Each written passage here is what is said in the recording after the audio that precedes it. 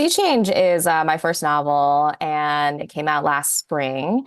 And it is the story of, as you said, Dolores, the giant Pacific octopus, and her caretaker, Ro Bay, who is a 30-year-old Korean American aquarium worker. And she works at a mall aquarium in the suburbs of New Jersey, very glamorous. And at the time of the novel's opening, which is still what it was when I sort of wrote what I thought was going to be just a short story, we come to her at a juncture where she's feeling really stuck and kind of lost in life. She's just been broken up with by her boyfriend, who is leaving her, who's not just leaving her, he's leaving the planet to join a privately funded mission to colonize Mars.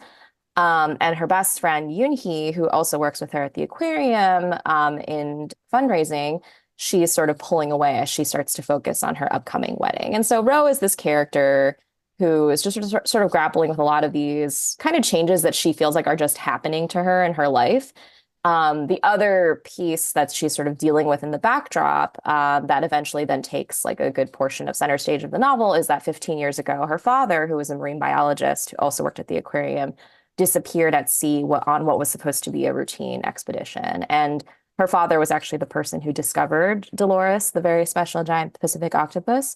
And so that's kind of another reason she has like a particular connection to this octopus. And thank you also for mentioning what you did about the world of this novel, which it's sort of, I think it's a bit subtle in the book, but it's a near future setting in which climate crisis is even more dire than it is today.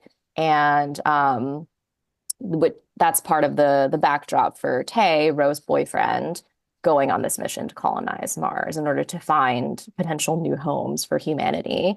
And Dolores herself, the octopus, is sort of spawned from this very particular, highly polluted zone of the ocean that I made up for the book called the Bering Vortex.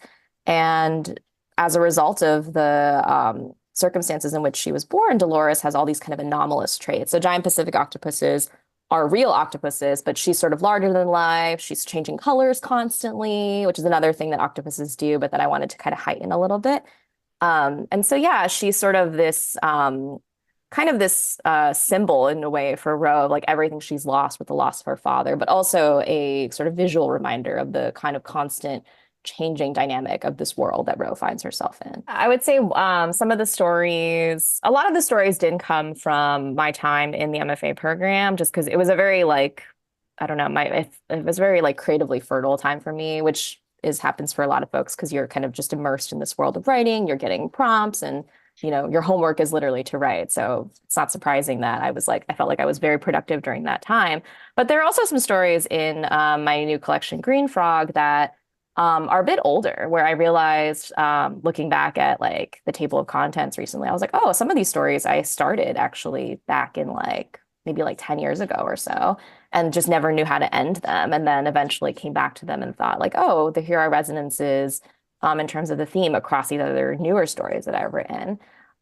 So I would say that the collection kind of did come together organically. It was something that I knew I wanted to publish a collection, and I took a look at some of my short stories and thought, oh, I think I have enough for a collection. So I kind of assembled them. And when I was querying agents, I sent them the manuscript for Sea Change, the novel, but then also mentioned, like, I also have a short story collection manuscript if you'd be interested in taking a look at that. And my agent mentioned being very keen to take a look. And so we decided when we were about to submit to publishers that we would present it as sort of like two different projects, but, that they were available for consideration. And with Green Frog, I think a lot of the sort of themes about certainly animals and nature and bodies and Korean American womanhood, a lot of those themes and concerns are probably ones I'll have all my life, but they are definitely explored in the collection in sort of different overlapping ways. And I think with a short story, just because it's like a much shorter form by virtue of being what it is, it felt like it gave me permission to be a little bit more experimental, a little bit more playful across some of these stories and just like try on different tones and voices and characters. So that was really fun. The fox demons in Green Frog are it's a common archetype found in a lot of Asian mythologies, the fox demon, who's almost always like a feminized person, like a woman. But in the Korean tradition, they're known as kumiho. And I feel like the fox spirit, demon, whatever you want to call it, has like really been having a moment recently. There's an amazing book coming out later this year called Nine Tales by the poet and fiction writer Sally Wen Mao, in which like all of the stories actually deal with like this idea of the fox spirit or fox demon.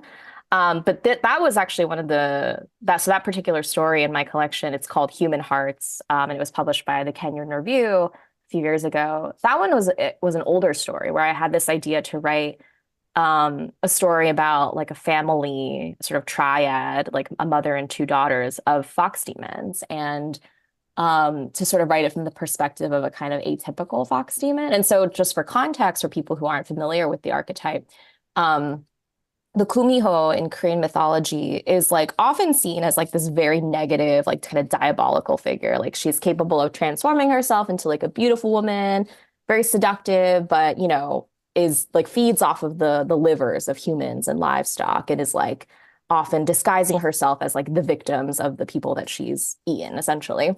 But in my short story, the protagonist, whose name is Okja, she's actually half human, half fox demon, and she feels like she cannot live up to this sort of like badass, like kind of vicious archetype that her sister and her mother do live up to. And so it's about sort of her trying to understand her inheritance as this creature that seems to be fated to only cause death and destruction, and also try to understand like who she is in relation to her mother, who is continually disappointed in the fact that she's not this like stone cold killer that she wants her to be. Yeah, I would say the title story of the collection, Green Frog, is I think probably the most closely tied to a particular folktale, which is in this case the legend of the Green Frog or 청개구리 in Korean.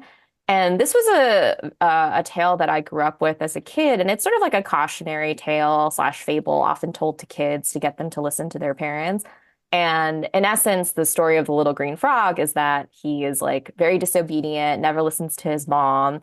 It eventually drives her to an early grave, and then she calls him to her bedside and says, "Bury me on the banks of our river," thinking that he'll do the opposite and bury her on high ground, which is more optimal for burying a body. And he is so like riven with remorse that he actually decides to listen to what she said for once in his life and bury her on the banks of the river. And so the ending of the story is that, and this is why frogs croak in the rain, because they're worried that their mother's body will wash away. And also, this is why kids should listen to their parents while they're still living. So it's like a very traumatizing, very sad story. But growing up, my mom it's fairly common in Korean culture for like parents to like call their kids 청개구리s or like green frogs, like in a playful kind of way if they're misbehaving.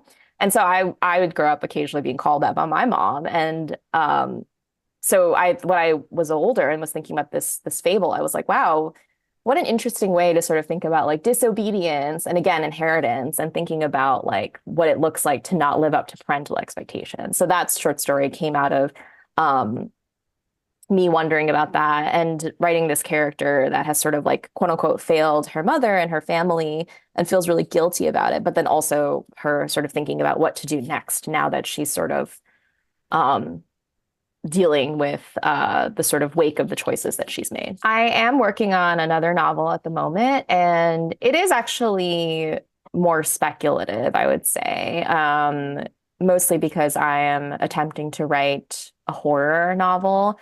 It's also very much a family novel. It's about two sisters, but really trying to lean into sort of like that sort of slow build that a lot of really great horror does well, where it's like you're not sure if this is the character's imagination or if this is something supernatural. But spoiler alert, I'm going to make it a supernatural thing. So it's been fun kind of playing in that mode. And I would love to return to short stories. I have some short stories that I've started that I haven't had a chance to get back to, but I think increasingly I feel like the speculative is such a like for when I first started writing in the speculative mode, it was very just kind of initially experimental for me. And I had so much fun doing it that I was like, why not just keep shuttling across that sort of spectrum of like speculative and reality. So I think it's something I'll always kind of toggle between, and whether it's in my short form work or longer pieces.